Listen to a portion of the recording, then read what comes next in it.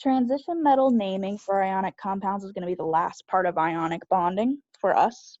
So everything so far has been representative elements, groups 1 and 2, and then 13 through 18. But what about that D block? Well, those transition metals take on multiple different charges because they can become stable in many different ways. Because of that, when we're naming with transition metals, we do have to indicate what the charge is that we're talking about. Because, for example, copper could take on multiple different charges, maybe a +1 and a +2, or zinc can take on a +2 and a +3, and we don't know which one we're going to be talking about. So in order to do that, when we're looking at transition metals, we have to use Roman numerals to indicate the charge. So if it has a charge of +1, and let's note that it's a metal, so it'll always be a cation. It'll always be a plus charge. So it's always positive. So if it has a Roman numeral 1, then that means it has a +1 charge. Roman numeral 2 is a +2 charge. Roman numeral 3 is a +3 charge. Roman numeral 4 is a +4 charge. 5 and 6. So those are Roman numerals that we will use. So let's try some examples using the crisscross method in order to get the formulas for these specific ionic bonds. So this first one is iron, and then there's in parentheses, it has a Roman numeral 2. That tells me that the iron has a +2 charge. And then this last part is oxide, and that's just oxygen. And if I look on my periodic table, it's in group 16, which means it has a -2 charge. And when I do this crisscross, I have a +2 and a -2 here. So the 2 will go on the oxygen, this other 2 will go on the iron. We get we get Fe2O2. Now, one thing you may not have gotten yet is if we have a common denominator, if we have common numbers here, so both of them are 2s, they can simplify both to 1. So it would be FeO as that iron 2 oxide. Now this next one, nickel, Roman numeral 3 here, sulfide. So nickel has a +3 charge. That's what that Roman numeral 3 tells us. And sulfur is in group, let's look at a periodic table we have up here. Sulfur is in group 16, just like oxygen. So it has a -2 charge.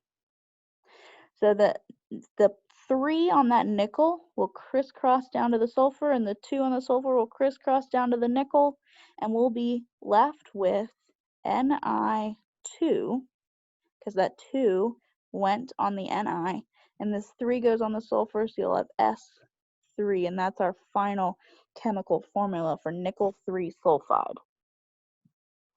Now this last one is copper 2 nitrate. So copper 2 nitrate will have copper. Copper is Cu, and this Roman numeral 2 tells us that it has a +2 charge. And nitrate, which we haven't discussed yet, nitrate is a polyatomic ion, and it looks like this. And it's an NO3, and it has a -2 charge. Hold on, let me double check that. Oh, nope, just a -1 charge. So that's a -1 charge. So this 1 and this 2 will flip-flop. They're going to crisscross. So the 2 goes all the way to the outside of the nitrate, and the 1 goes on the copper. So I'll be left with Cu1, but we don't write 1s. And then I'm going to keep this nitrate in its little house. And I'm going to put that 2 on the very outside. When you're given the formula for a compound with a transition metal, you're going to have to figure out what that Roman numeral is going to be, because it's going to be like this reverse crisscross method. And you have to realize that the overall charge is 0. So if we look at some examples, AgCl. Ag, that is silver, and it is a transition metal. So we have to put a Roman numeral in parentheses when we're writing the name. So I do know that it's going to look something like this. It's going to look like silver, there's going to be a parentheses for room for a Roman numeral, and then it's going to be chloride. So I name it much like I would name a normal binary ionic compound, but I've got to figure out what goes in that Roman numeral. Well, I know that chlorine has a -1 charge, but I don't know the charge on silver. But when I crisscross them, they both have 1s.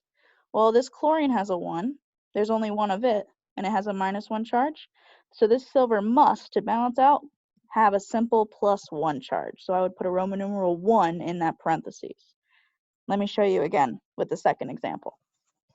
So again, it's silver for our cation, but it's a transition metal, so we have to include the parentheses. And then our anion is oxygen, which we name as oxide in ionic compounds.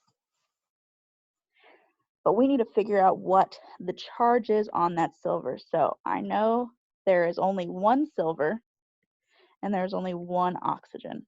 And that oxygen has a -2 charge. In order to balance out these charges, that silver must have a +2 charge in order to balance out. Because the oxygen has a -2, that silver must have a +2 because there's only one of each. So I put a Roman numeral 2 in that parentheses for silver 2 oxide. And this last one, Fe2O3. Iron is a transition metal. So it'd be iron, parentheses, and then oxide is the ending of that ionic compound. But I need to figure out what goes in parentheses. So iron, there's 2 of them. Oxygen, there is 3 of them. So I'm going to have 2 circles here and 3 circles here. I know my oxygen has a -2 charge, so each circle here,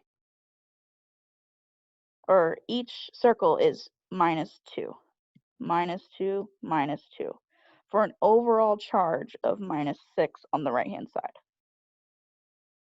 Since there's 3 of those oxygens, each oxygen has that -2 charge that we have to deal with. There's only 2 irons over here, so I need to figure out what each circle is going to give us. Well, in order to get a +6 on this side, because that's what we need to balance out, each circle would have to be +3 in order to get that charge to balance out. So our iron has a +3 charge.